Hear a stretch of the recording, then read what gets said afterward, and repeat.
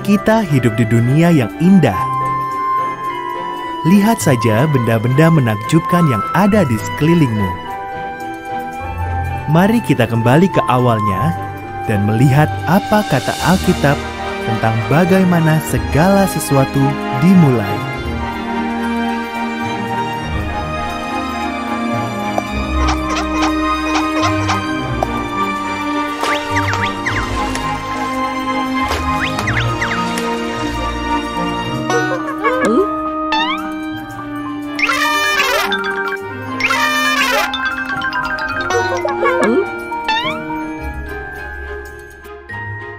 Pada mulanya, Tuhan menjadikan langit dan bumi.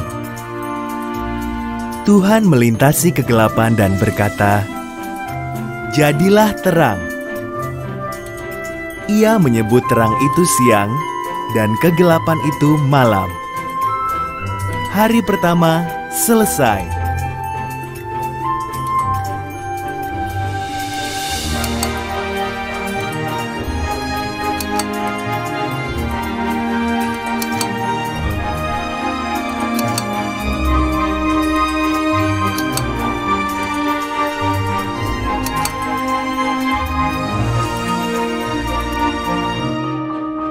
Lalu Tuhan menciptakan sebuah batasan untuk memisahkan air yang ada di atas dari air yang ada di bawah.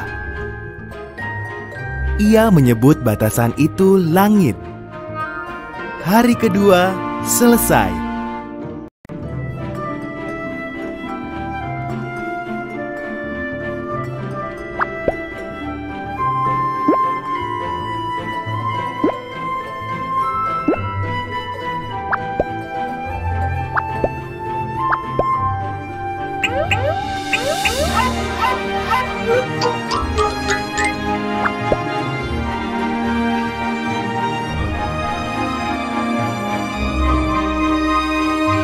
Tuhan mengumpulkan semua air dan muncullah tanah kering.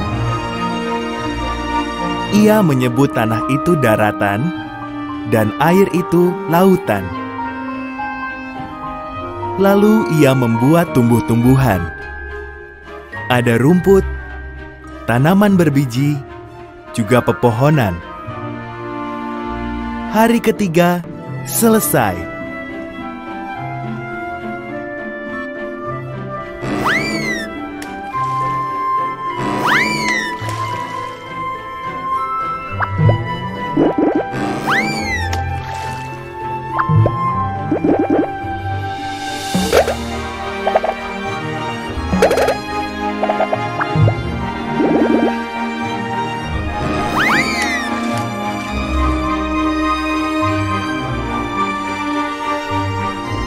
Kemudian Tuhan menciptakan penerang di langit.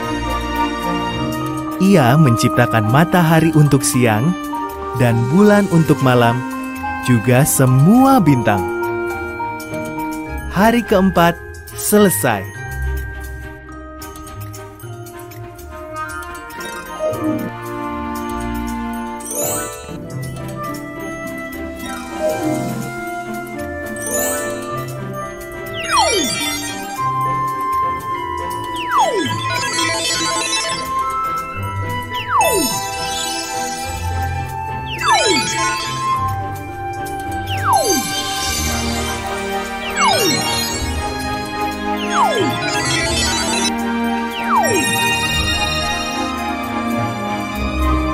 Tuhan menciptakan ikan untuk berenang di air dan burung untuk terbang di udara.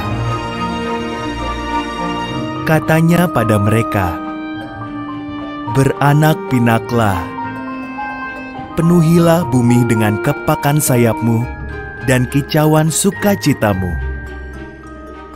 Hari kelima selesai.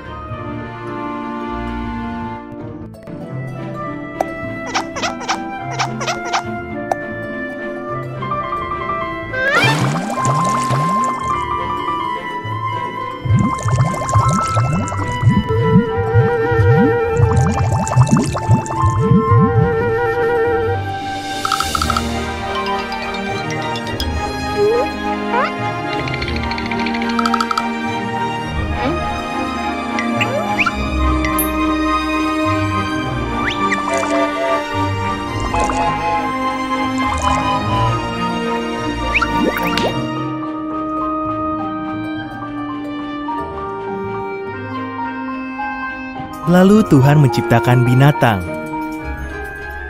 Ia menciptakan ternak, hewan liar, dan binatang melata di tanah. Tinggal satu lagi yang harus kuciptakan, kata Tuhan. Inilah yang paling istimewa dari semuanya.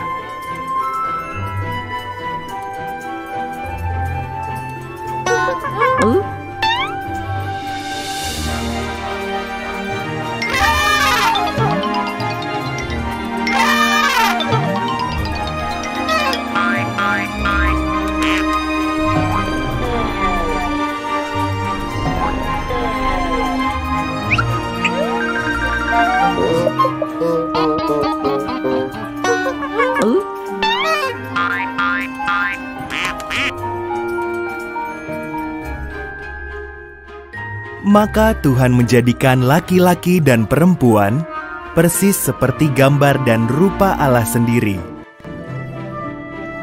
Beranak cuculah, katanya. Kuasailah dunia ini. Peliharalah semua ikan, burung, dan hewan. Hari ke-6 selesai.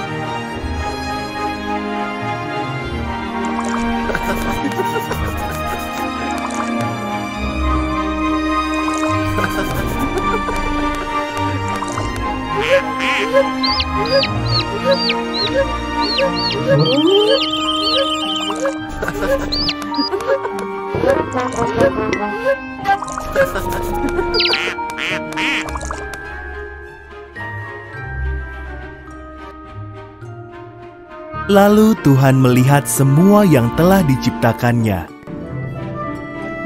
Bagus sekali, katanya.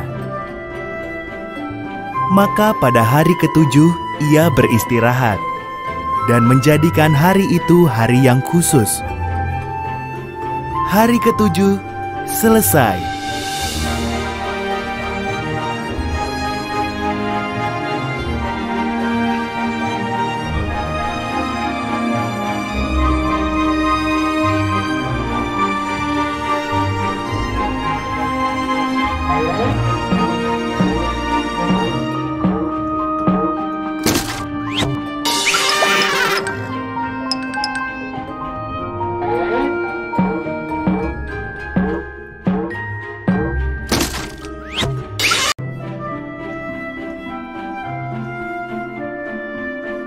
Manusia pertama, Adam dan Hawa, tinggal di taman yang amat indah yang diciptakan Tuhan bagi mereka.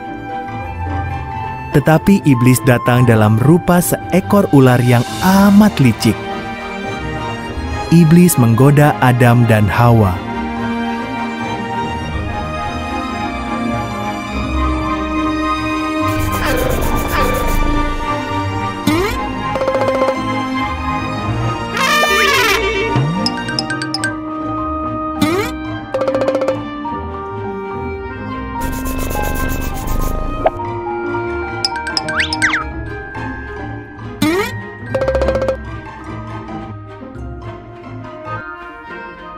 Bukankah Tuhan berkata, kalian tak boleh makan buah dari pohon-pohon ini? Tanya ular pada Hawa. Tidak, hanya buah dari pohon yang di tengah itu, jawab Hawa. Kalau makan buah itu, kami akan mati.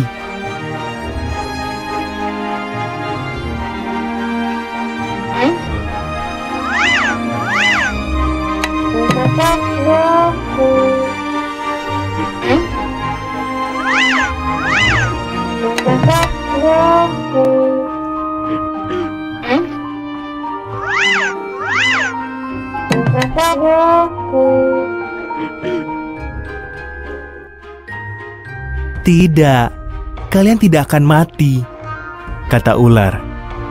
Ada alasan kenapa Tuhan tidak mau kalian makan buah pohon itu.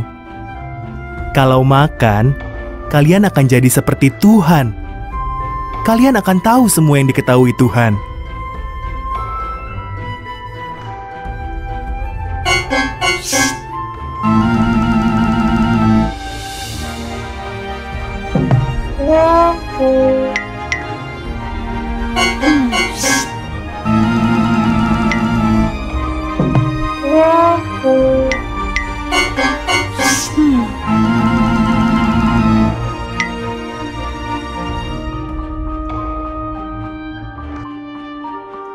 Hawa makan buah itu. Ia memberi sepotong kepada Adam yang ada di dekatnya. Adam memakannya. Seketika itu juga, keduanya menjadi tahu hal-hal yang tidak pernah mereka ketahui sebelumnya.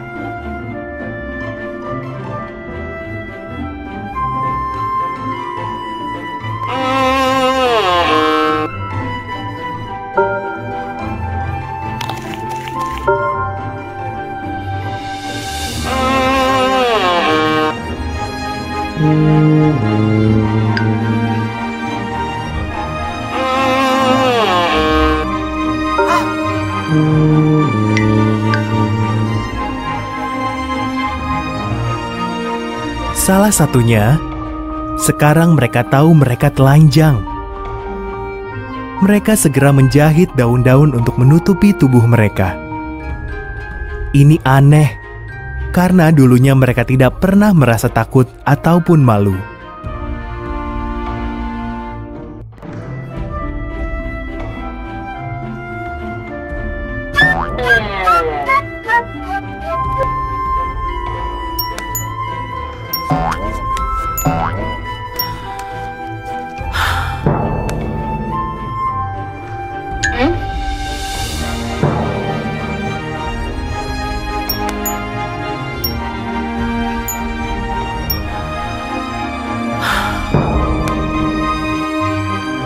Tuhan memanggil, "Adam, Hawa, kami bersembunyi sebab kami telanjang," kata Adam. "Kalian tahu kalian telanjang karena kalian makan buah itu." Tuhan mengeluh. Lalu Adam menyalahkan Hawa dan Hawa menyalahkan ular.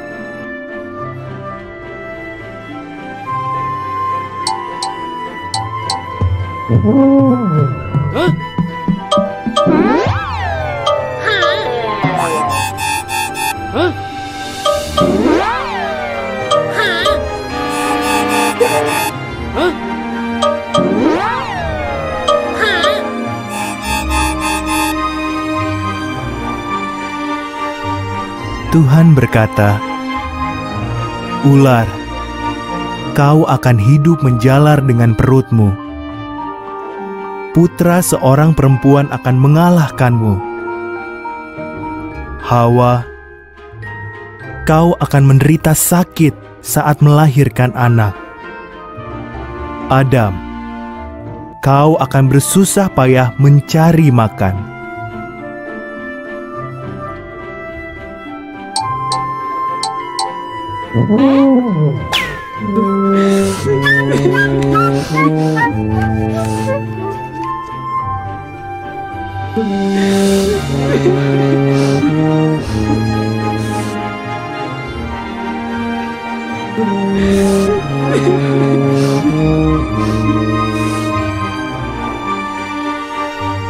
Lalu Tuhan membuat pakaian bagi Adam dan Hawa, kemudian mengusir mereka dari taman itu. Ia menempatkan seorang malaikat berpedang api yang menyala di sana untuk mencegah mereka kembali.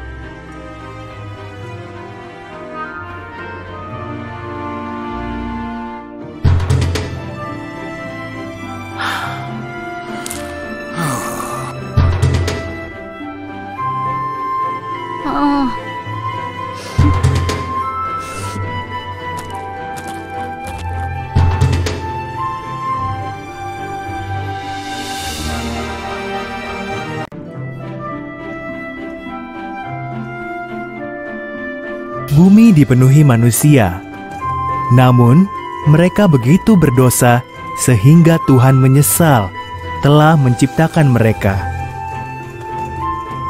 Tuhan memutuskan untuk mendatangkan air bah agar menyapu bersih semua orang jahat dari muka bumi.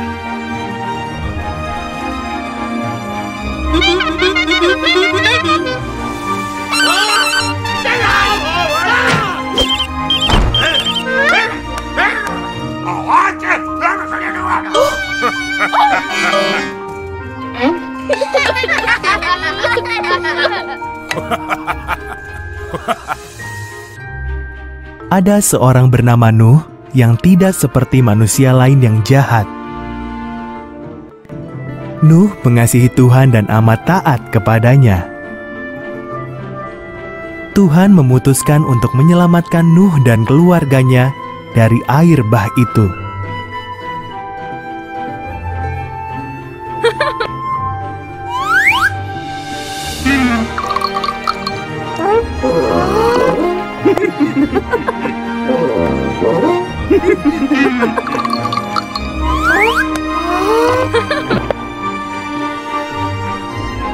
Tuhan memperingatkan Nuh bahwa air bah akan datang.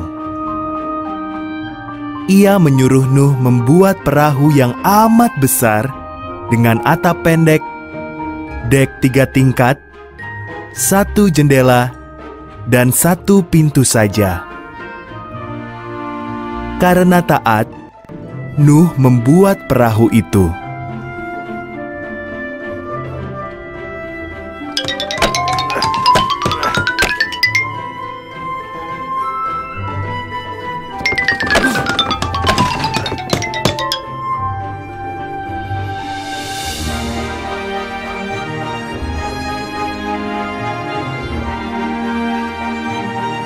Lalu Tuhan menyuruh Nuh mengumpulkan segala jenis binatang, masing-masing 2 ekor.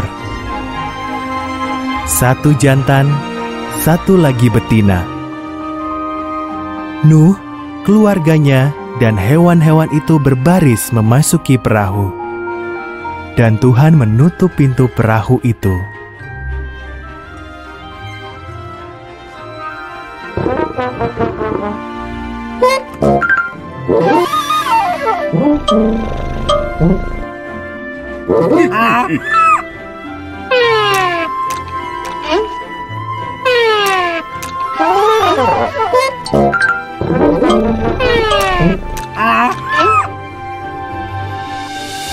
Turunlah hujan selama 40 hari 40 malam. Air tercurah dari langit, juga meluap dari semua samudra dan danau. Gunung paling tinggi pun terendam oleh banjir yang dahsyat itu.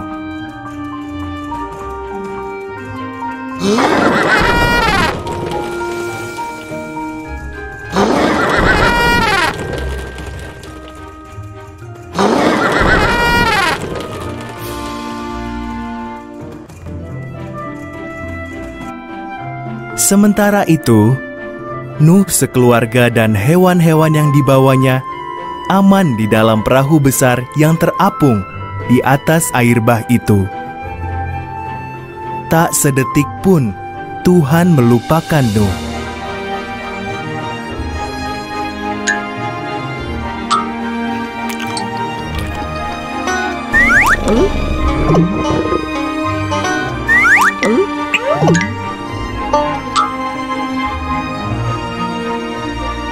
Tuhan mengirim angin bertiup. Air pun mulai surut. Perahu Nuh terdampar di Gunung Ararat. Nuh melepas seekor burung merpati. Ketika burung itu tidak kembali, tahulah Nuh bahwa air bah sudah reda.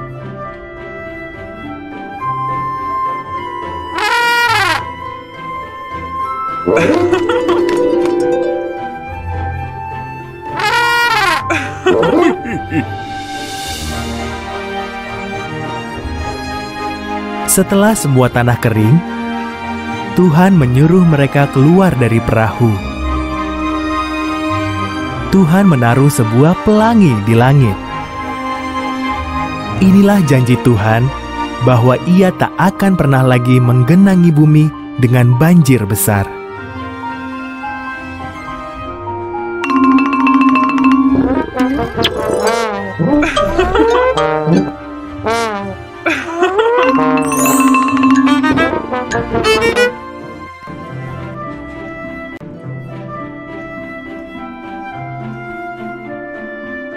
Abraham tinggal di Haran.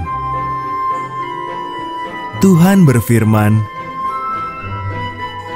"Abraham, Aku ingin kau meninggalkan Haran dan pergi ke negeri lain." Tuhan tidak memberitahu Abraham kemana ia harus pergi. "Percayalah kepadaku," kata Tuhan.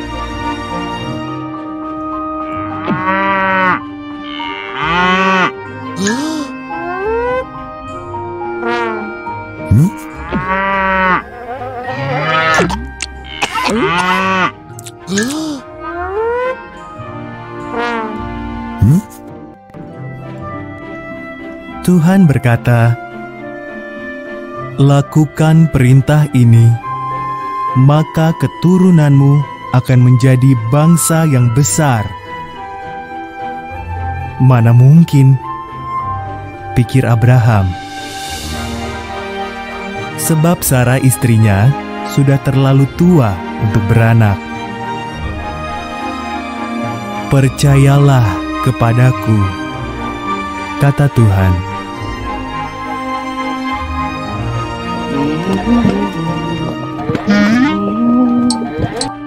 Hah?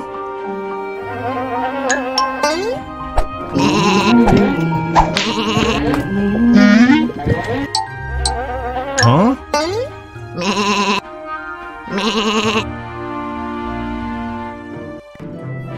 "Pergilah kemana kuperintahkan," kata Tuhan. "Maka keturunanmu akan menjadi lebih banyak daripada jumlah bintang di langit. Keturunanmu akan menjadi berkat bagi seluruh dunia. Percayalah kepadaku."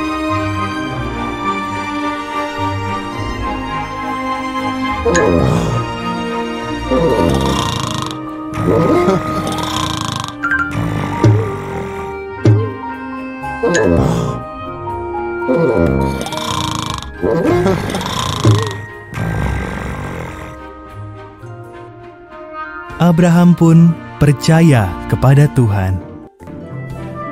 Dibawanya Sarah, keponakannya yang bernama Lot, dan semua harta benda milik mereka. Abraham pergi mengikuti perintah Tuhan ke sebuah negeri bernama Kanaan.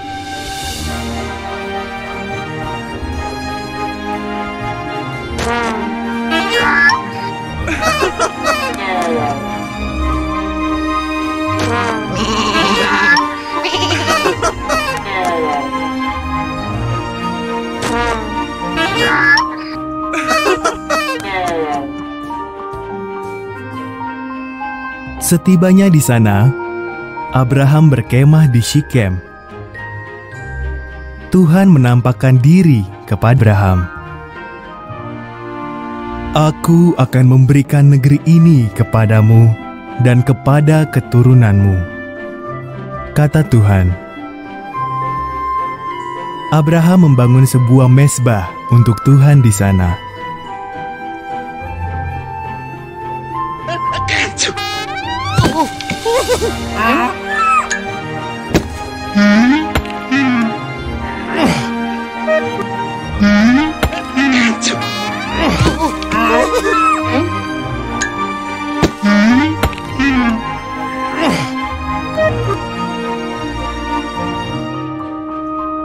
Abraham mengelilingi negeri perjanjian Tuhan itu.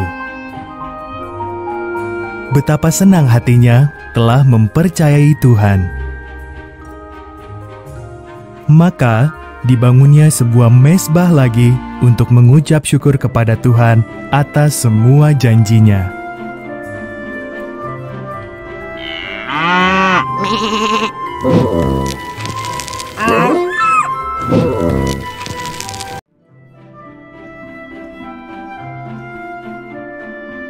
Tuhan menjanjikan seorang putra kepada Abraham. Dari putra itu akan lahir banyak sekali keturunan yang akan memberkati seluruh dunia. Tetapi Abraham dan istrinya Sarah sudah terlalu tua untuk punya anak.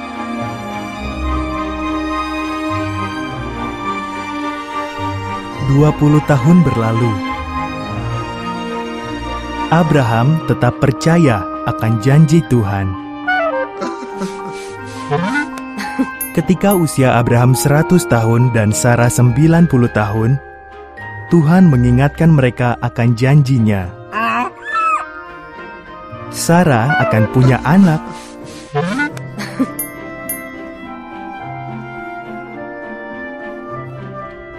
Saat putra mereka lahir, Sarah begitu gembira sehingga ia tertawa penuh sukacita. "Tuhan telah membuatku tertawa," katanya. Maka mereka menamai anak itu Ishak, artinya ia tertawa.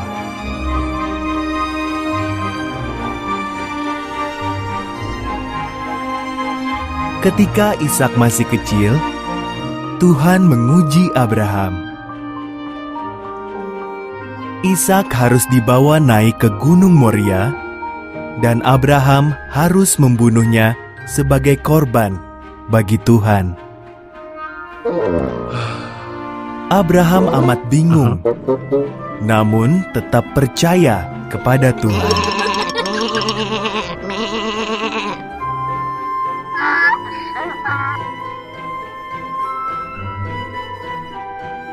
Ishak memikul kayu bakarnya. Abraham memegang pisau dan obornya. Bersama-sama mereka mendaki gunung itu. "Mana anak domba yang akan kita persembahkan?" tanya Ishak. Jawab Abraham, "Tuhan akan menyediakan."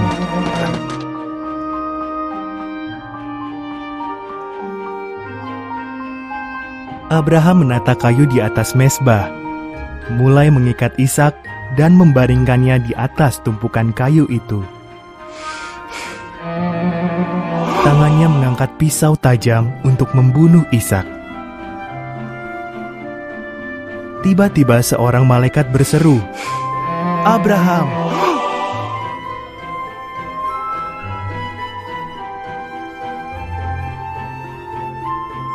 "Jangan lukai anak itu," kata malaikat. "Tuhan tahu kau percaya akan janjinya. Lihatlah semak-semak itu. Ada domba jantan yang tanduknya tersangkut di belukar. Korbankan domba itu sebagai ganti putramu."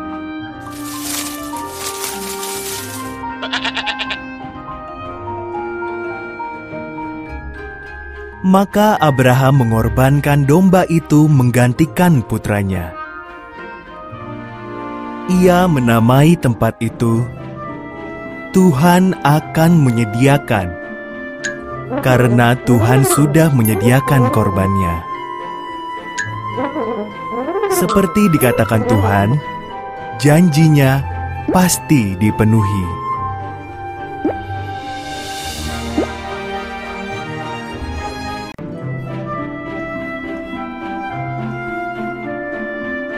Yakub punya 12 anak laki-laki, tapi ia paling menyayangi anaknya yang bernama Yusuf. Yakub menghadiahi Yusuf jubah cerah warna-warni yang indah sekali. Saudara-saudara Yusuf iri padanya. Mereka membenci Yusuf.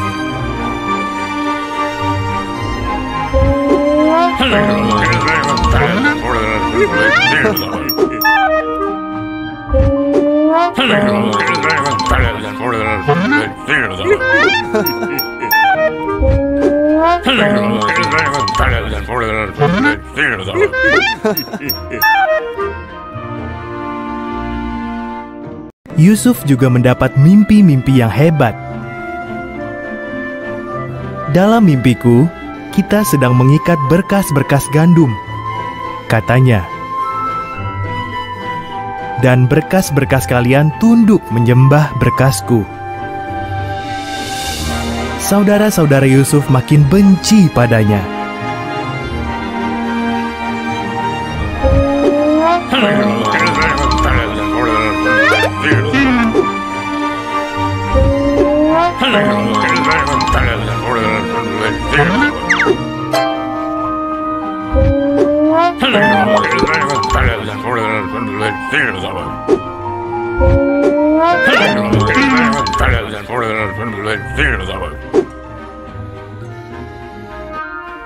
Yusuf bermimpi lagi. Matahari, bulan, dan 11 bintang sujud menyembah padaku. Tentu saja ayah dan semua saudaranya menggerutu kesal. Maksudmu, kau akan menjadi raja kami?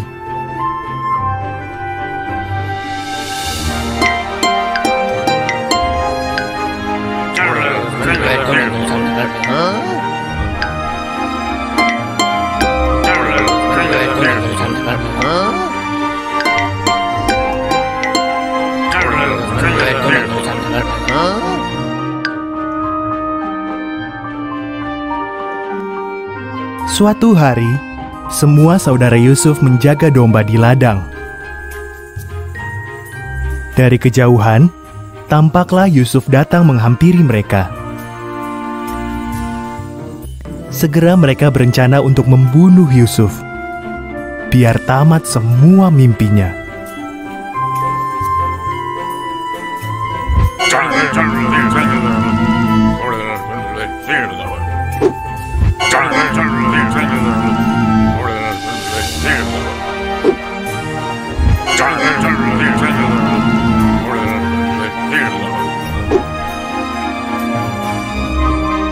Ruben sang kakak berkata, "Jangan, kita tidak boleh membunuh adik sendiri. Lemparkan saja ke dalam sumur kering ini." Mereka mengoyakkan jubah istimewa Yusuf dan melempar dia ke dalam sumur itu.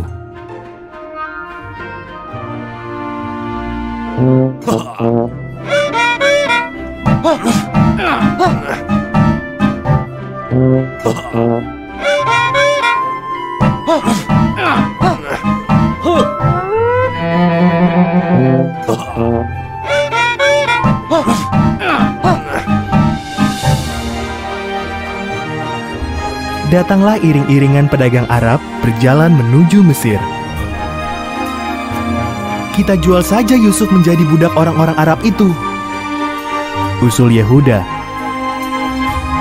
Maka mereka pun menjual Yusuf seharga 20 keping perak.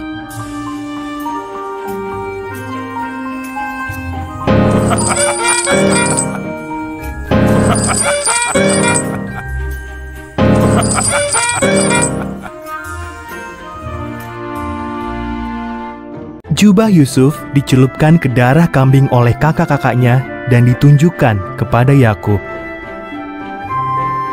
"Anakku sudah mati," ratap Yakub sedih. Sementara itu, Yusuf dibawa ke Mesir. Tetapi Tuhan menyertai Yusuf.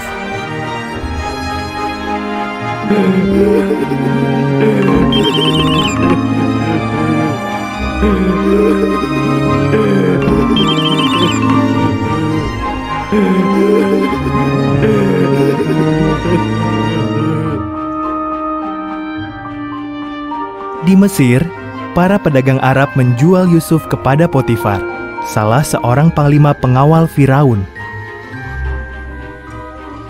Tuhan memberkati Yusuf dan membuatnya selalu berhasil. Potifar mengangkat Yusuf menjadi kepala rumah tangganya.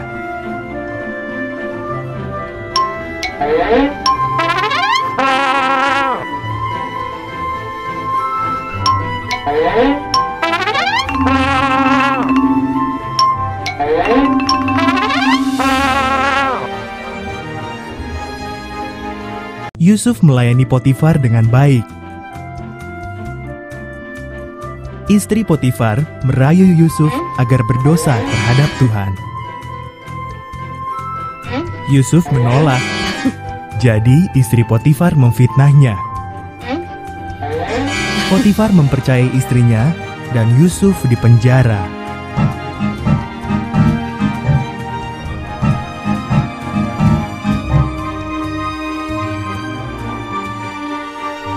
Di penjara, Yusuf berjumpa dua orang hamba Firaun. Mereka bermimpi dan Tuhan menunjukkan maknanya masing-masing kepada Yusuf. Penjelasan Yusuf menjadi kenyataan. Juru minuman Firaun dibebaskan, namun juru rotinya dihukum gantung sampai mati.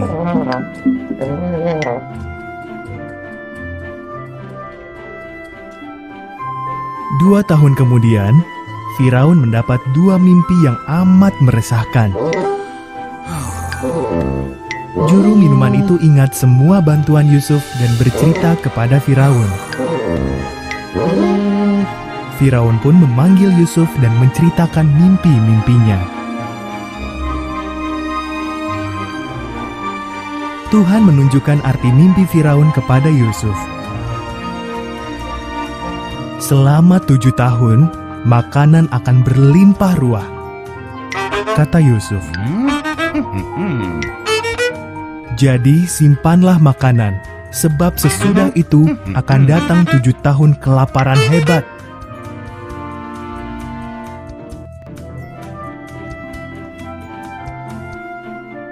Firaun amat kagum akan hikmat Yusuf. Maka, diangkatlah Yusuf menjadi pimpinan tertinggi urusan penyimpanan makanan. Selain Firaun, tidak ada orang di Mesir yang lebih berkuasa daripada Yusuf.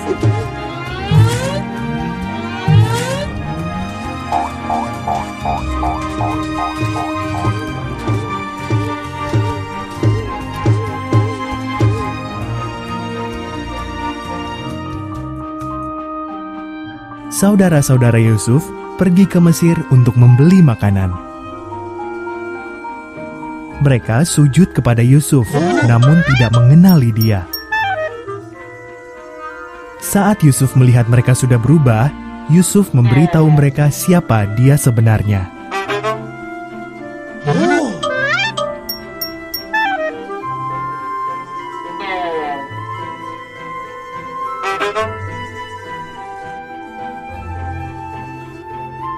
Saudara-saudaranya ketakutan. "Kalian ingin mencelakakan aku," kata Yusuf. "Tapi Tuhan memakai itu demi kebaikan kita. Mari, bawalah seluruh keluarga kita ke Mesir. Di sini ada banyak sekali makanan."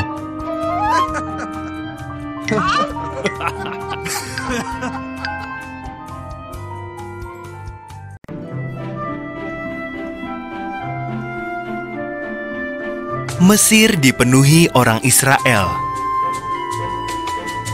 Firaun yang baru takut orang Israel akan menjadi terlalu kuat. Maka ia memperbudak mereka dengan sangat kejam.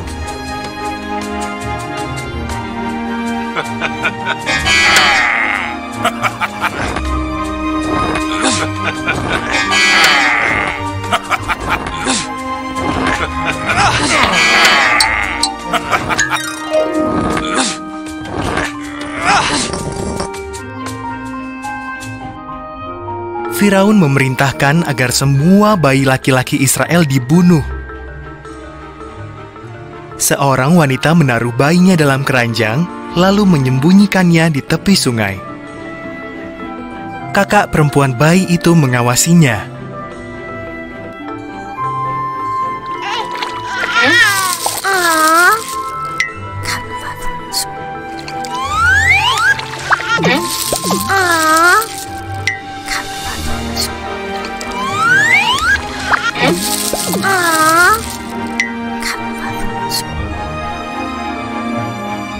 Putri Firaun sedang mandi di sungai. Ia menemukan bayi itu dan memutuskan untuk mengasuhnya.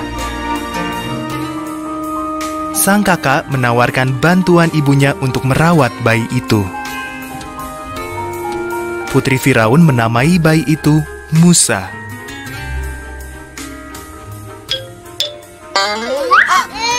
Musa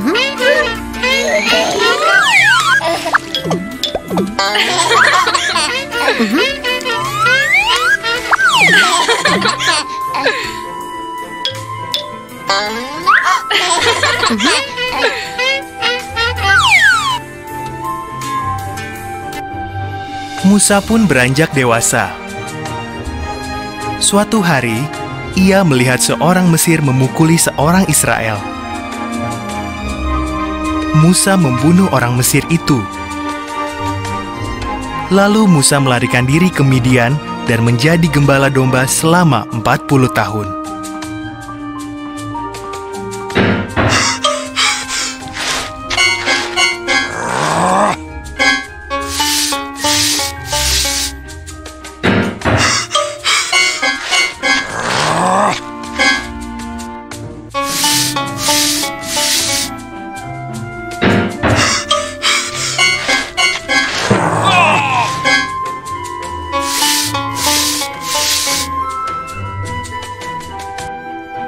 Musa sedang menjaga domba-dombanya di Gunung Horeb.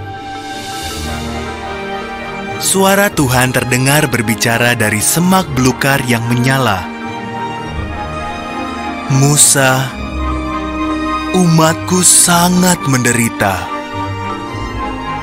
Aku telah memilihmu untuk membebaskan mereka.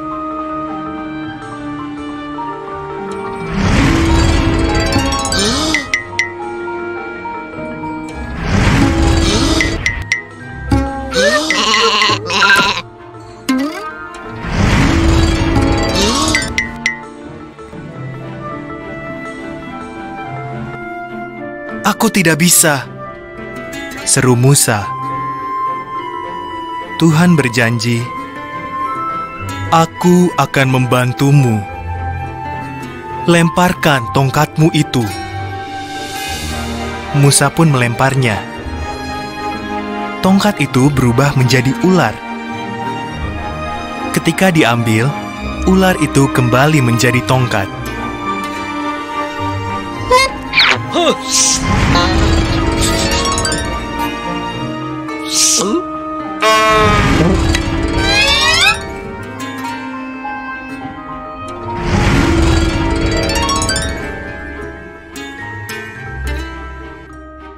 Masukkan tanganmu ke dalam jubahmu. Perintah Tuhan. Musa taat. Lalu dia melihat. Tangannya penuh luka penyakit. Saat dimasukkan lagi, tangannya langsung sembuh kembali. Perlihatkan itu kepada Firaun. Perintah Tuhan.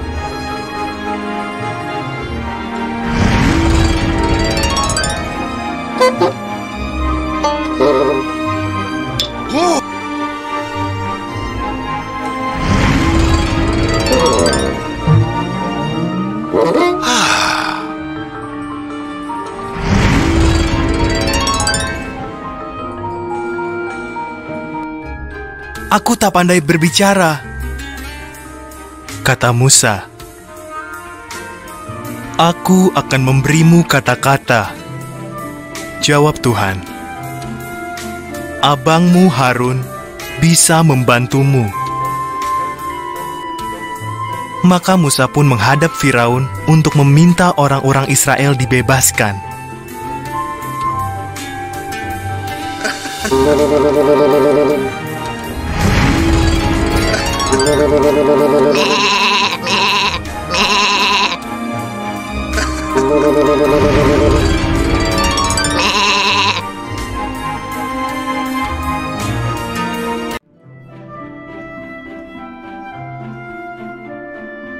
Musa dan Harun berkata kepada Firaun, Tuhan berkata bahwa engkau harus membebaskan umatnya Israel. Kalau tidak, kalian akan mengalami hal-hal buruk. Tetapi Firaun tidak mau mendengarkan.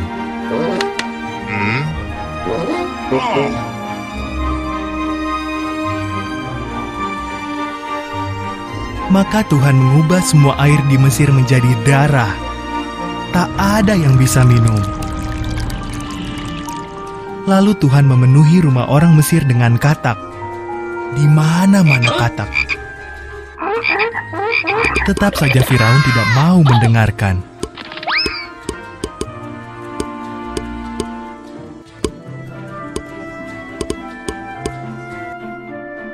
Tuhan memenuhi seluruh langit Mesir dengan nyamuk. Di mana-mana banyak nyamuk seperti debu. Lalu Tuhan menghajar negeri Mesir dengan lalat pikat. Firaun tetap tidak mau mendengarkan.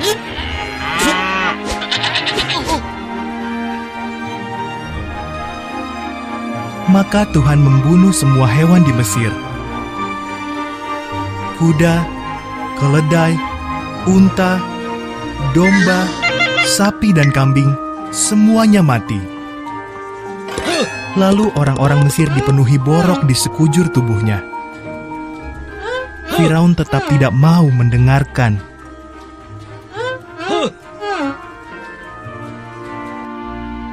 Tuhan mendatangkan hujan es yang menghancurkan hasil panen Mesir. Hasil gandum dan kebun rami hancur lebur.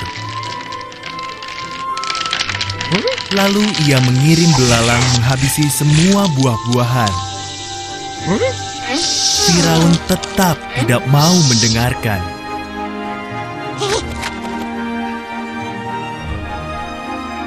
Maka Tuhan mengirim kegelapan ke seluruh negeri. Tetapi Firaun tetap tidak mau mendengarkan. Tuhan berkata, "Aku akan membunuh setiap anak sulung laki-laki di Mesir dan semua anak sulung hewannya."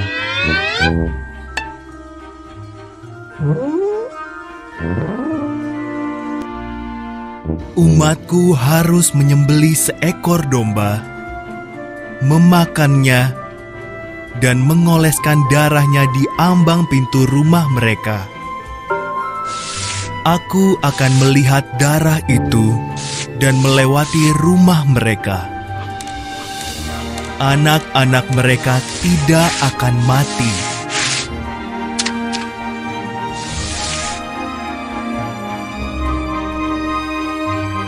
Sebutlah peristiwa ini Paskah, dan kalian harus selalu mengingatnya.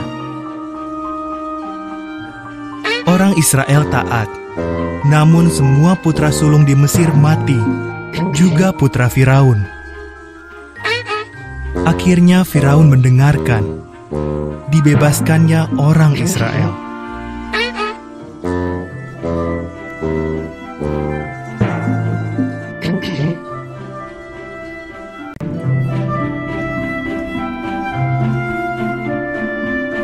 Setelah putra sulung Firaun mati akibat tulah ke-10, akhirnya ia mengizinkan bangsa Israel meninggalkan Mesir.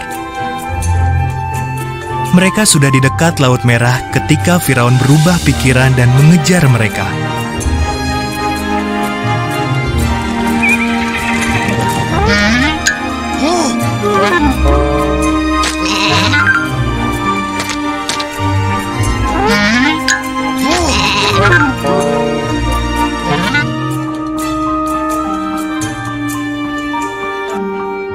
Ketika bangsa Israel melihat kereta-kereta perang Firaun, mereka amat ketakutan.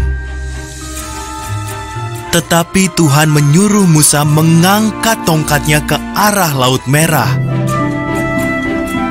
Tuhan mengirim angin kencang dan laut terbelah.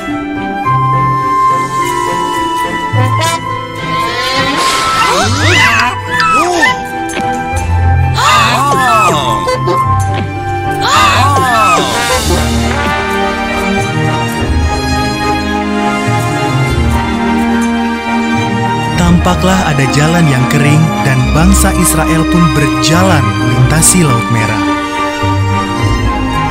Di kiri kanan mereka ada tembok air. Akhirnya mereka tiba dengan selamat di seberang.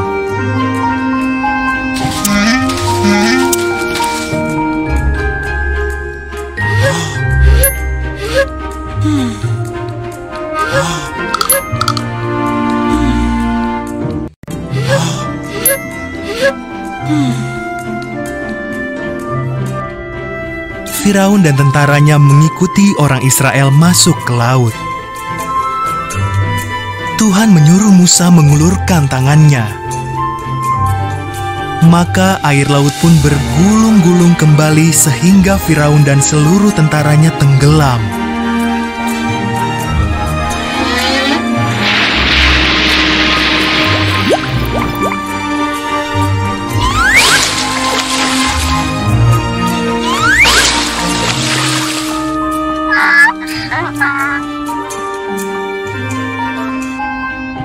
Tuhan menuntun umatnya melintasi padang gurun.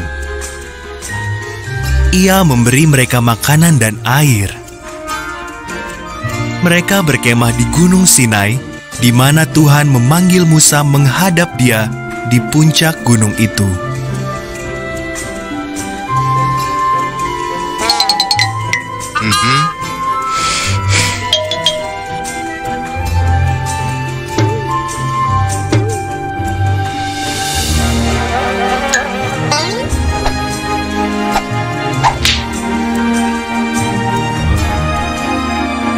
Dengan diselimuti api dan asap, Musa naik ke puncak gunung itu dan Tuhan turun menemuinya.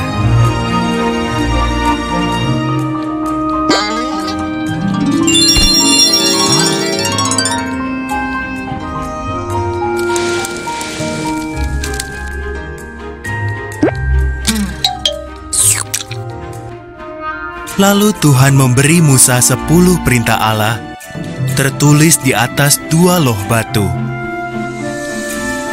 Jangan menyembah ilah-ilah lain.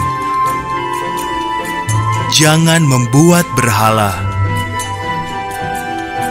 Perlakukan namaku dengan penuh hormat. Istimewakan hari Sabat.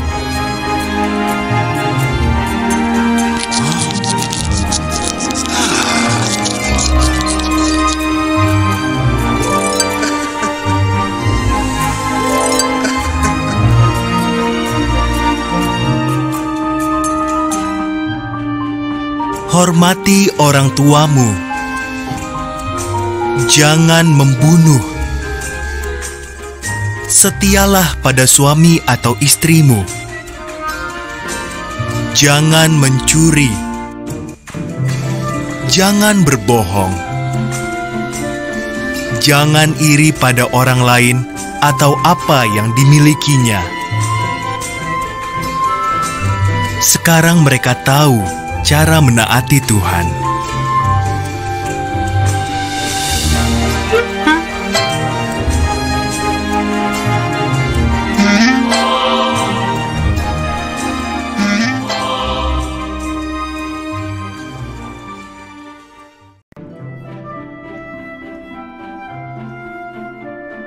Musa mengutus 12 mata-mata ke negeri perjanjian. 10 dari mereka berkata, "Kita tak mungkin mengalahkan orang-orang di sana." Namun kata Yosua dan Kaleb, "Dengan pertolongan Tuhan, pasti bisa."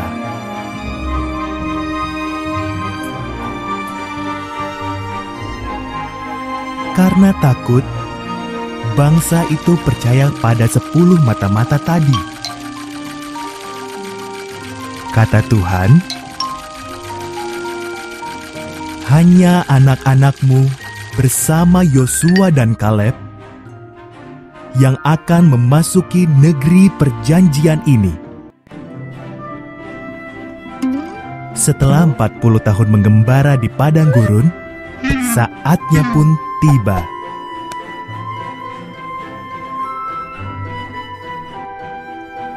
Yosua mengutus 2 orang mata-mata ke Yeriko. Mereka bertemu Rahab, wanita yang menyembunyikan dan membantu mereka lolos menuruni tembok. Mereka berjanji akan menyelamatkan Rahab dan keluarganya.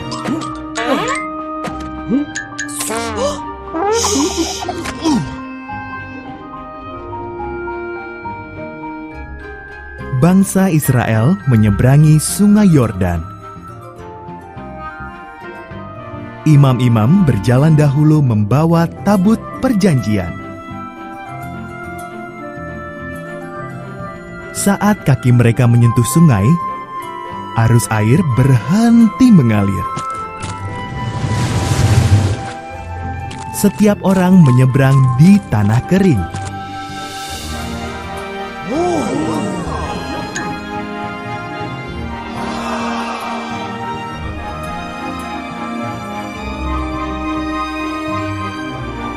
Selanjutnya, Yeriko. Tuhan memberitahu Yosua, selama 6 hari, berbarislah mengelilingi Yeriko sekali sehari. Di hari ke-7, kelilingi kota itu 7 kali. Tiuplah trompet, bersoraklah, tembok kota akan runtuh.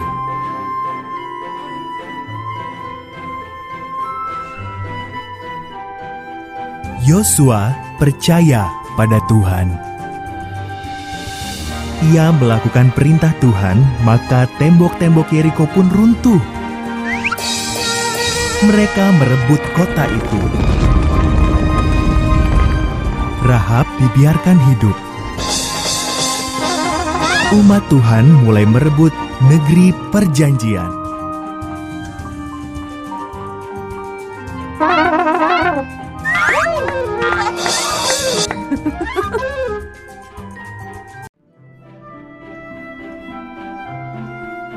Sekali lagi, umat Tuhan tidak taat pada Tuhan. Maka Tuhan membiarkan orang Filistin menjajah mereka selama 40 tahun. Lalu Tuhan memilih seseorang bernama Simson untuk membebaskan bangsanya.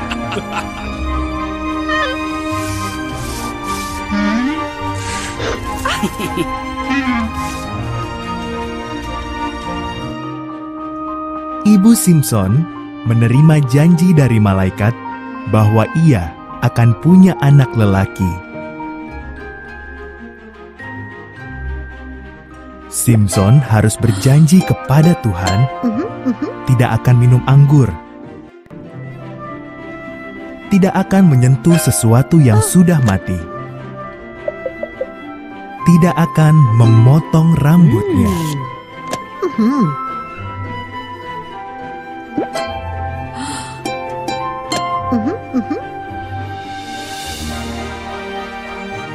Tuhan menjadikan Simson sangat kuat.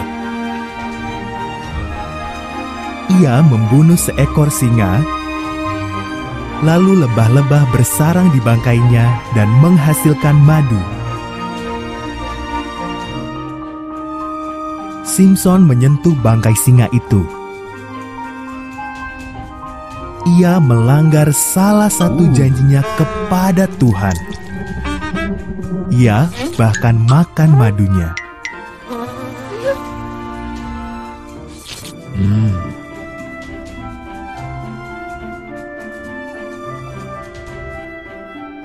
Simson jatuh cinta pada seorang wanita bernama Delilah.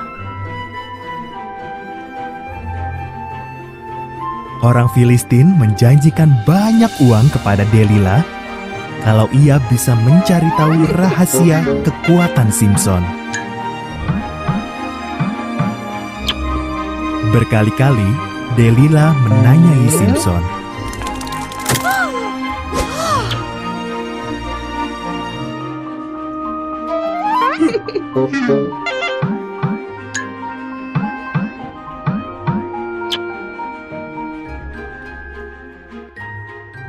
Akhirnya, Simson memberitahu Delilah rahasianya. Kalau rambutku dipotong, kekuatanku akan hilang. Maka, waktu Simson tidur, Delilah memanggil orang untuk memotong rambutnya.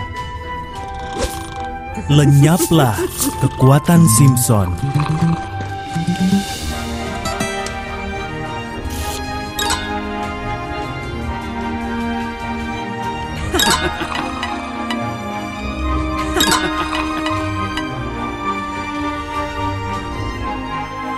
Ketika orang Filistin datang, dengan mudah mereka menangkap Simson.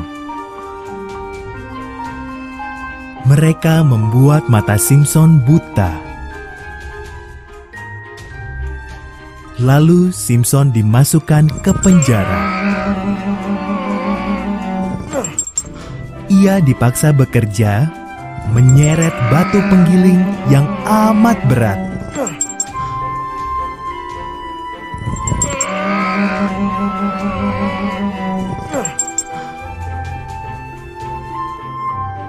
Perlahan-lahan rambut Simson tumbuh. Orang Filistin membawanya ke kuil mereka dan bersyukur kepada Dagon, ilah mereka, yang telah mengalahkan Simson. Simson memohon agar Tuhan membuatnya kuat sekali lagi.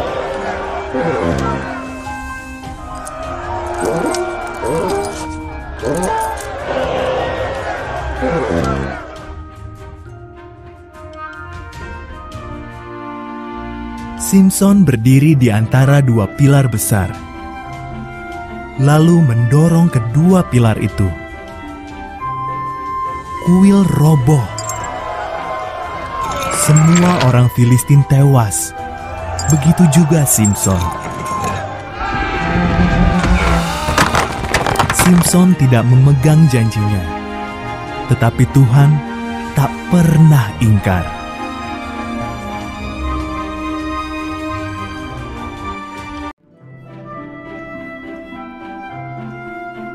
Kelaparan melanda Israel. Elimelek, Naomi, dan putra-putra mereka pergi ke Moab mencari makanan. Elimelek wafat di sana. Anak-anaknya menikahi wanita Moab, yaitu Orpa dan Rut. Lalu kedua putra itu meninggal juga.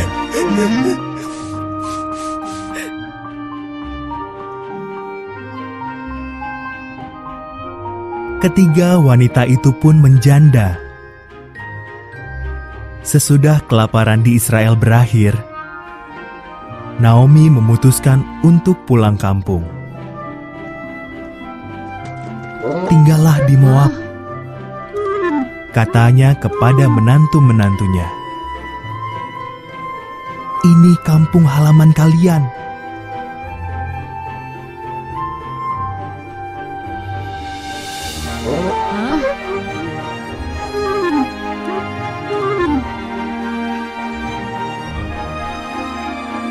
Orpa tetap di Moab. Tetapi Rut berkata, "Kemanapun engkau pergi, aku akan ikut. Bangsamu akan menjadi bangsaku. Tuhanmu akan menjadi Tuhanku." Maka Rut bersama Naomi kembali ke Israel.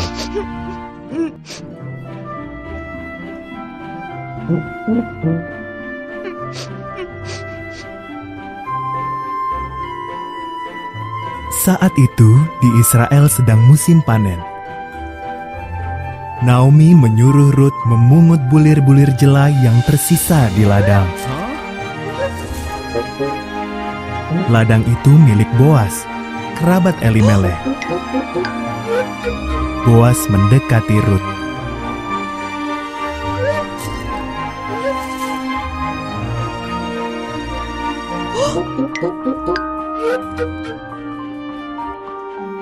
"Kau amat baik hati pada Naomi," kata Boas. "Pasti berat meninggalkan kampung halaman sendiri. Kiranya Tuhan memberkatimu." Ia memberi Rut makanan dan menyuruh para pegawainya memperhatikan Rut.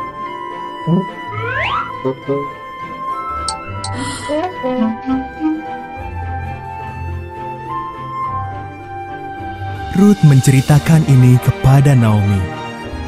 Naomi tersenyum. Waktu seseorang meninggal, kerabat terdekatnya harus mengurus keluarganya. Kerabat ini harus menebus mereka. Boas adalah kerabat penebus kita. Tetaplah di dekatnya.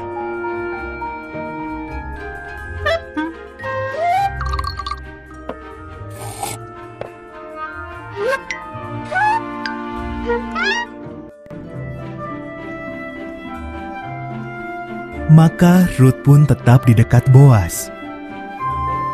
Boas makin hari makin menyukai Rut. Boas membeli tanah Elimelek, lalu mengurus Naomi dan Rut. Kemudian Boas meminta Rut untuk menikah dengannya.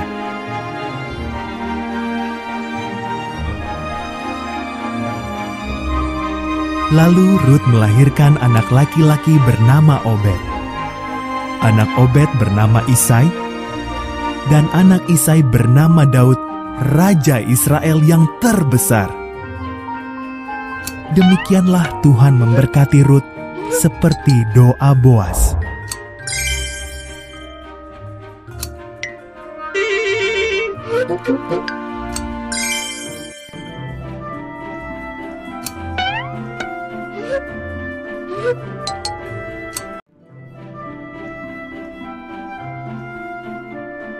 Hana sedih karena mandul, tak punya anak. Ia berdoa dan Tuhan memberinya anak laki-laki. Namanya Samuel. Hana amat bersyukur. Jadi ia menyerahkan Samuel kepada Tuhan untuk melayaninya.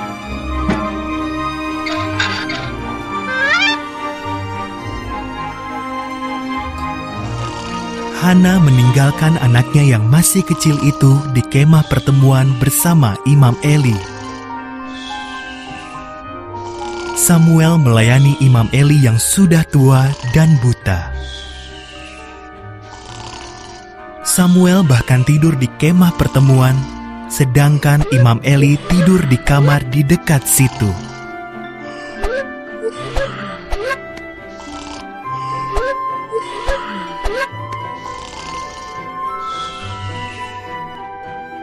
Suatu malam, Samuel mendengar seseorang memanggil namanya. Ia bangun dan berlari ke kamar Imam Eli. "Ini aku," katanya. "Aku tidak memanggilmu," kata Eli sambil mengantuk. "Kembalilah tidur."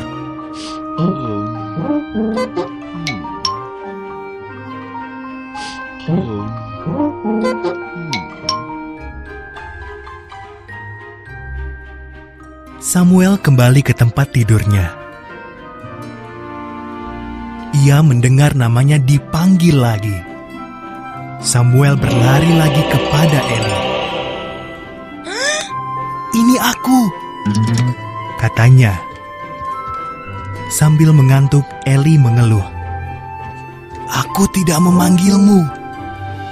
Kembalilah tidur."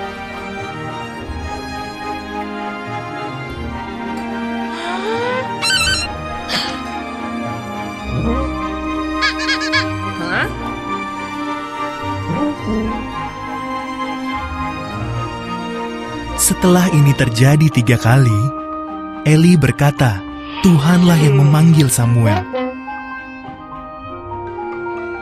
"Kalau ia memanggil lagi," kata Eli, "jawablah begini, 'Berbicaralah Tuhan, hamba-Mu ini mendengarkan.'" Dan Samuel melakukannya.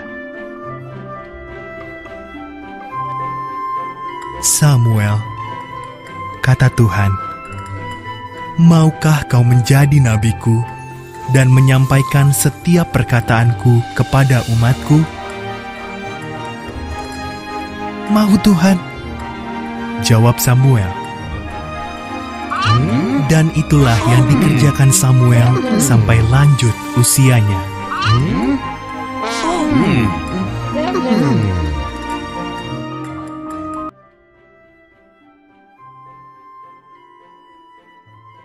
Raja pertama Israel bernama Saul. Raja Saul tidak taat pada Tuhan. Maka Tuhan berkata kepada Nabi Samuel, "Carilah orang bernama Isai. Salah satu anak laki-lakinya akan menjadi raja Israel yang baru."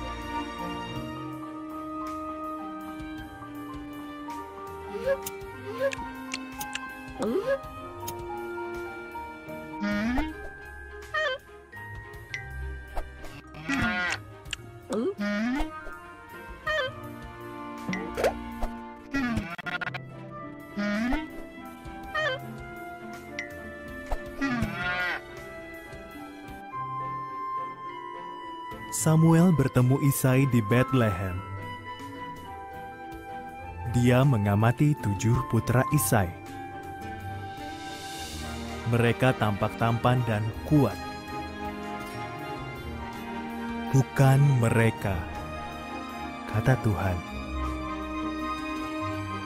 "Aku tidak peduli penampilan. Yang penting bagiku adalah isi hati orang itu."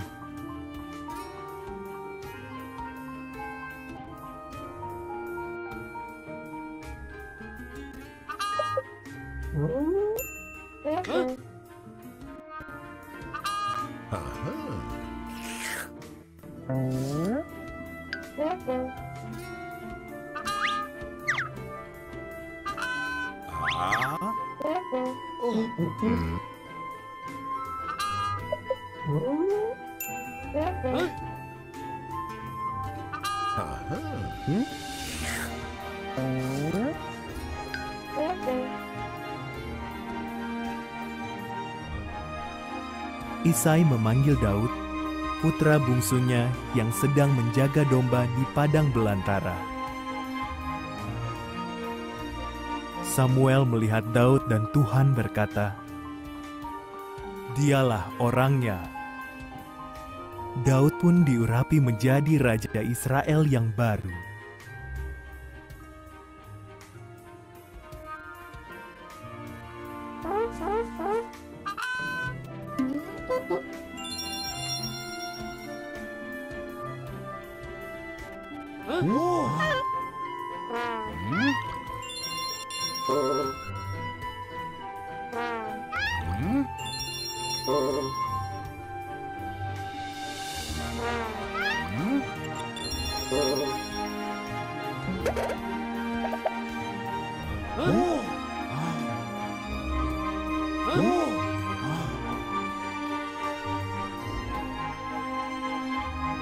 Beberapa waktu kemudian, Israel berperang dengan bangsa Filistin.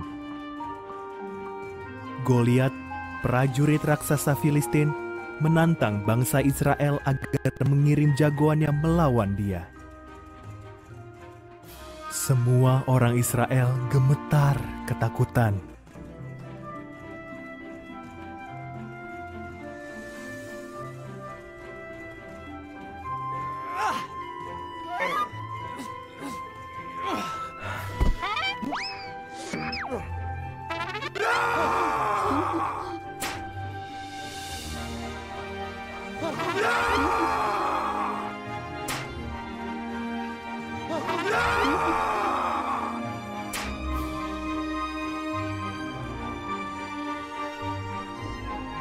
Saat itu Daud membawakan makanan untuk kakak-kakaknya yang ikut perang. Daud tidak takut mendengar tantangan Goliat. "Berani sekali ia menantang pasukan Tuhan," kata Daud. "Aku akan melawannya."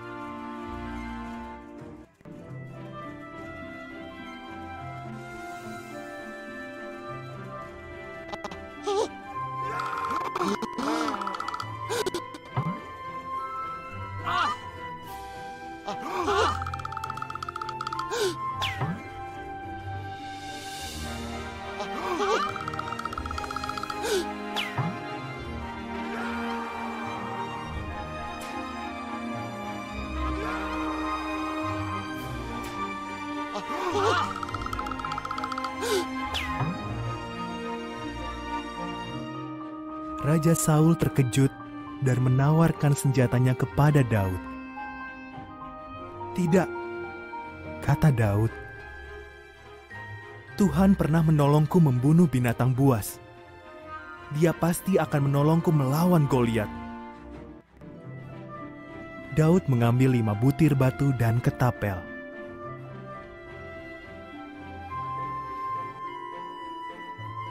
"Memangnya aku ini anjing?" Goliat meraung galak. "Kalian mengirim anak cacingan kurus kering ini untuk melawanku." "Kau punya tombak," kata Daud. "Tetapi aku punya pertolongan Tuhannya Israel."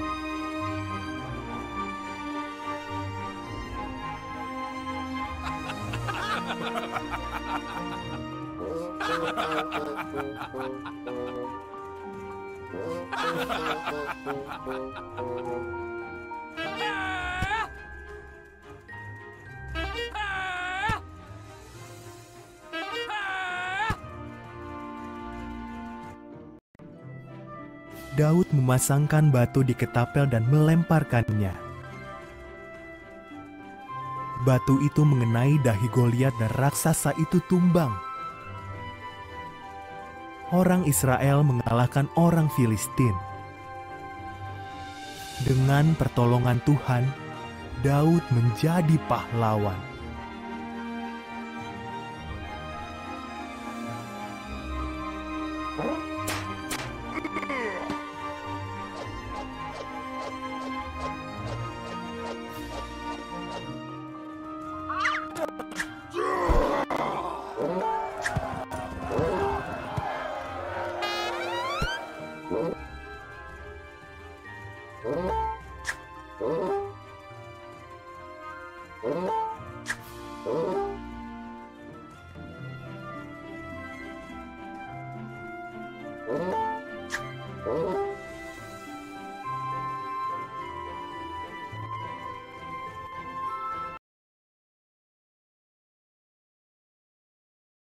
Daud menjadi raja yang besar.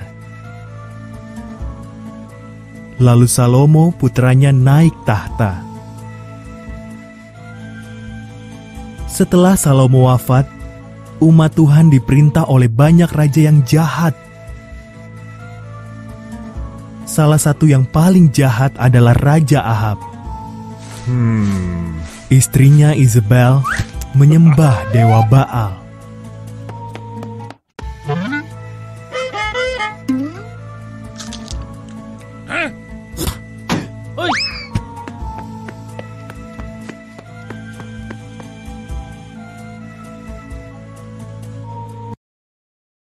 Isabel membujuk Ahab dan umat Tuhan agar menyembah Baal juga.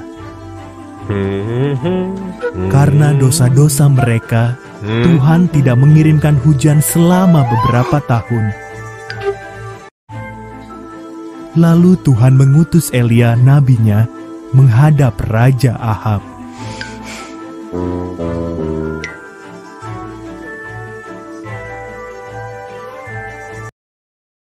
"Kalian tidak taat pada Tuhan dan menyembah Baal," kata Elia. "Perintahkan semua orang, termasuk nabi-nabi Baal, untuk menemui aku di atas Gunung Karmel. Akan kubuktikan siapa Tuhan yang benar."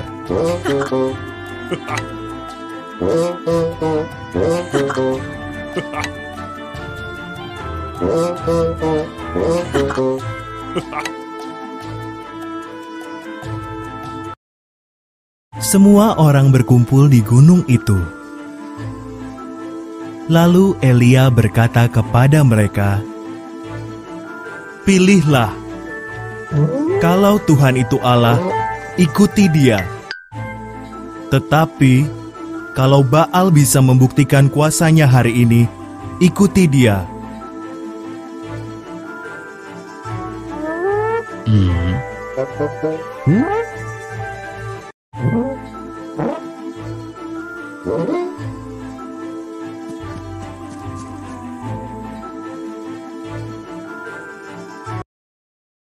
"Aku dan nabi-nabi Baal akan menyembelih masing-masing seekor lembu jantan. Meletakkannya di mezbah, lalu berdoa. Siapa yang mengirim api untuk membakar lembu itu, dialah Allah yang benar.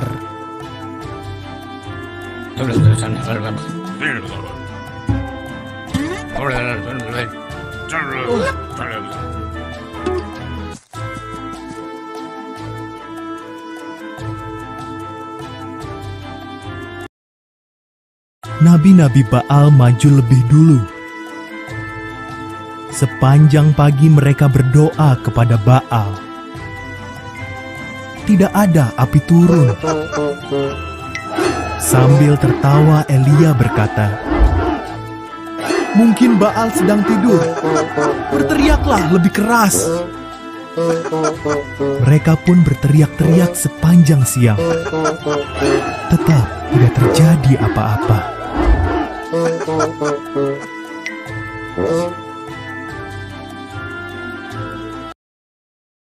Lalu Elia membangun sebuah mezbah. Diletakkannya lembu jantan dan kayu di atasnya. Ia menggali parit di sekeliling mezbah itu. Lalu semuanya disiram air sampai parit itu penuh.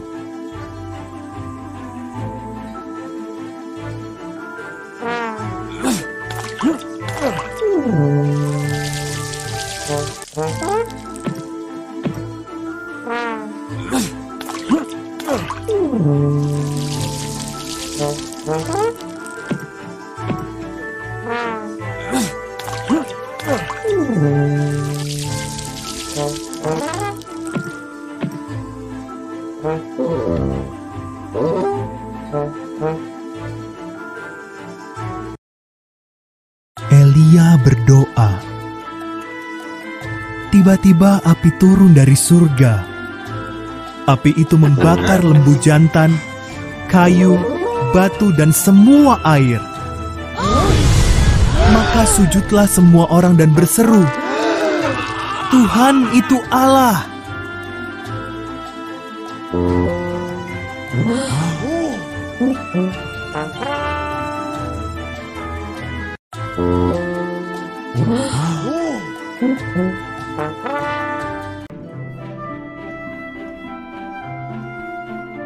Umat Tuhan tidak taat lagi padanya. Maka Tuhan membiarkan mereka ditawan musuh. Musuh-musuh itu menghancurkan Yerusalem dan menawan banyak orang Yahudi ke Babel, negeri mereka.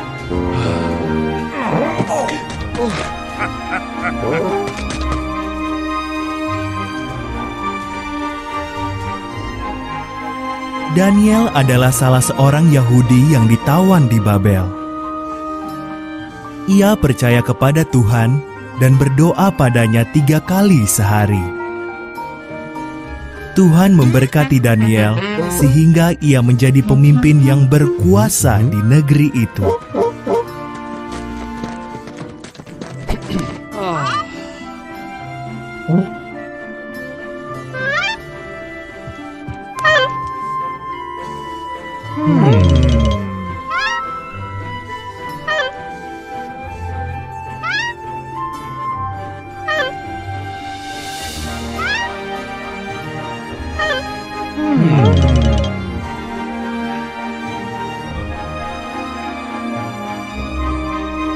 Sebagian pemimpin iri pada Daniel, jadi mereka membuat undang-undang baru.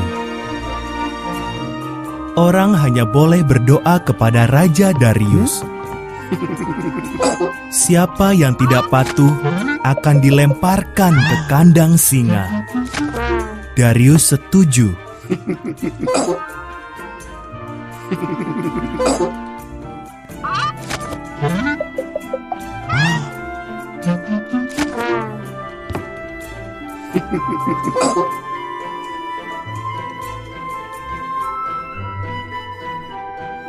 Daniel tetap berdoa pada Tuhan, jadi ia ditangkap. Darius sedih sebab ia menyukai Daniel. Darius sadar telah dijebak, namun tak bisa lagi mengubah undang-undang itu. Daniel dilempar ke kandang singa.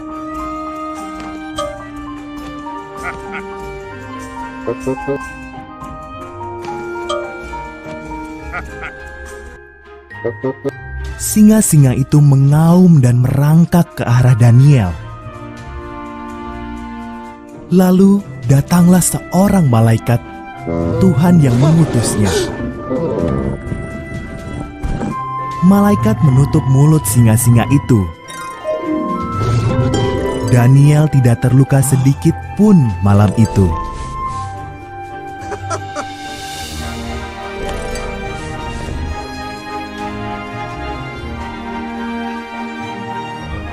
Saat fajar, Darius datang untuk melihat apakah Daniel masih hidup. Tuhan mengutus malaikatnya untuk menyelamatkan aku, kata Daniel. Raja amat bergembira. Daniel ditarik keluar dari kandang singa.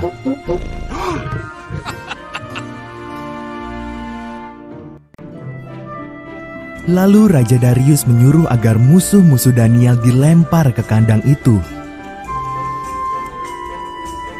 Singa-singa itu menghabisi mereka. Raja Darius memerintahkan rakyatnya agar menghormati Tuhannya Daniel yang kuat dan hidup.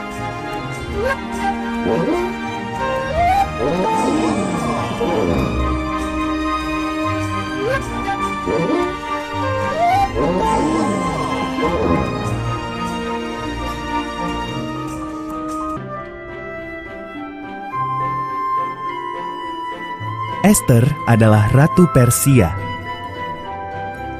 Raja Ahasiweros, suami Ester, tidak tahu rahasia Ester. Ester itu orang Yahudi. Mordekai, sepupu Ester, bekerja di istana dan menjaganya.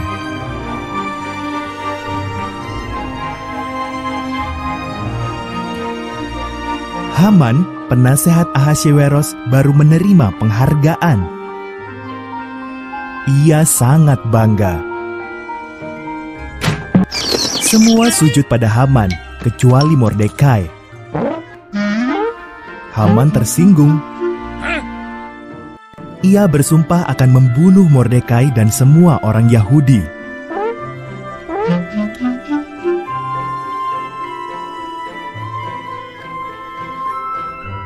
Haman memberitahu Ahasiweros bahwa orang-orang Yahudi berbahaya dan harus dibunuh.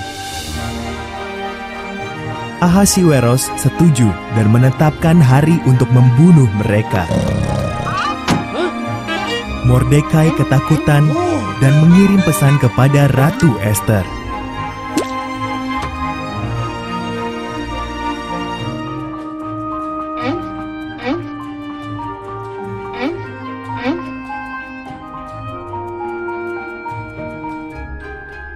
Ubahlah rancangan Baginda Raja, pesan Mordekai.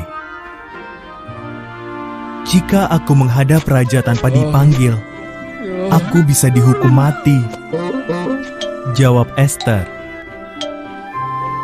Mungkin justru untuk saat inilah kau dijadikan ratu, kata Mordekai.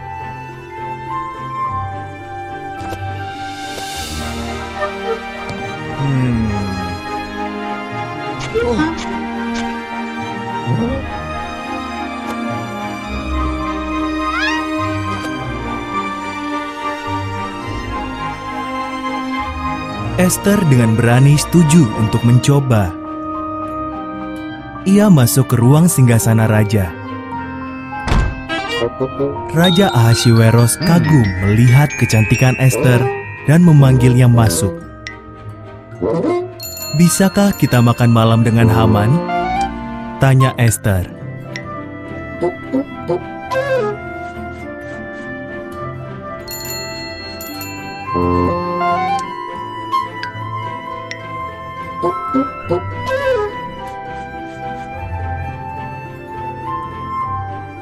Haman sedang membangun tiang gantungan besar di belakang rumahnya.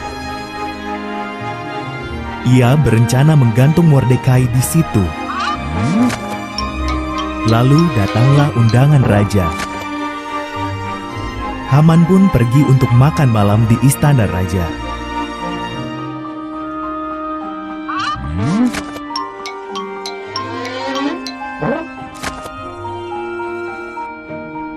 Ada orang yang ingin membunuhku dan bangsaku Yahudi, kata Ester pada Ahasweros.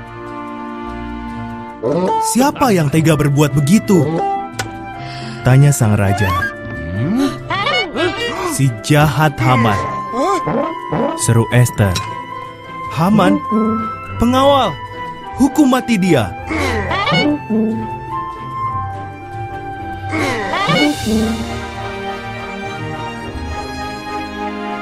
Haman pun digantung di tiang yang didirikannya untuk Mordekai. Berkat Ester, orang-orang Yahudi selamat. Mereka merayakannya dengan pesta yang besar dan memperingatinya sampai sekarang.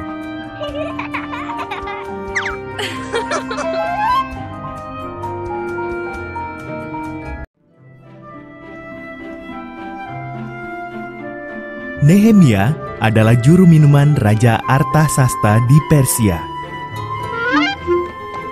Nehemia mendengar bahwa Yerusalem tinggal puing-puing saja dan teman-temannya di sana dalam kesukaran. Ia memohon agar Tuhan menolong mereka.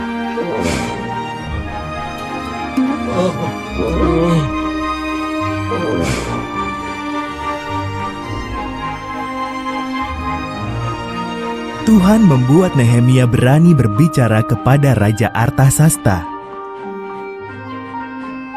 Nehemia memohon agar boleh pulang ke Yerusalem dan membantu memperbaiki tembok-tembok kota. Raja setuju.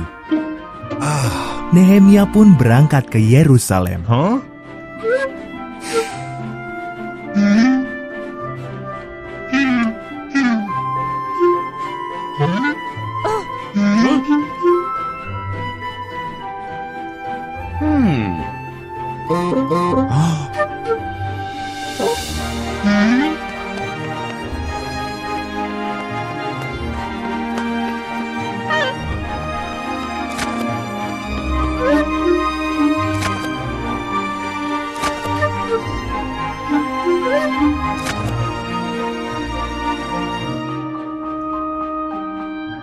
Nehemia mengelilingi Yerusalem.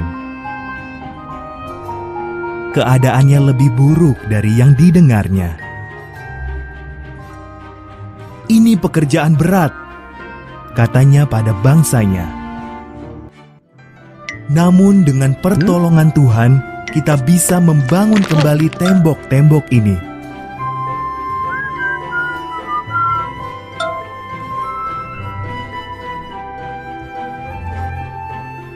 Mereka bekerja berkelompok atau bersama keluarganya memperbaiki gerbang kota lebih dulu.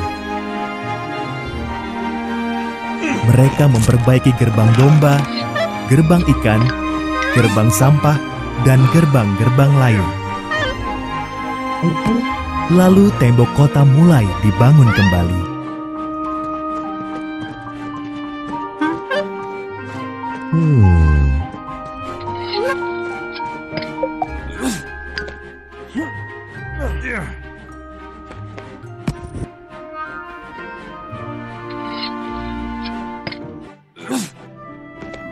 Mulanya, musuh menertawakan mereka.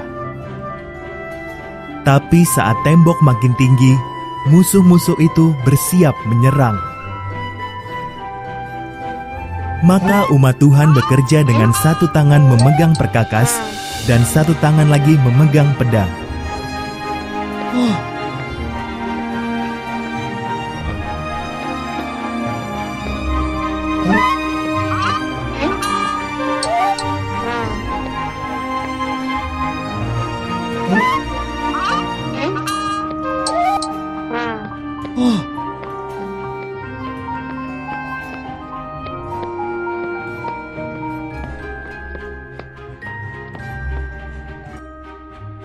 Dalam 52 hari kerja, tembok itu selesai dibangun. Ezra sang imam membacakan hukum Tuhan di hadapan umat Israel. Mereka berjanji akan taat pada hukum Tuhan dan memuji Tuhan atas perlindungannya.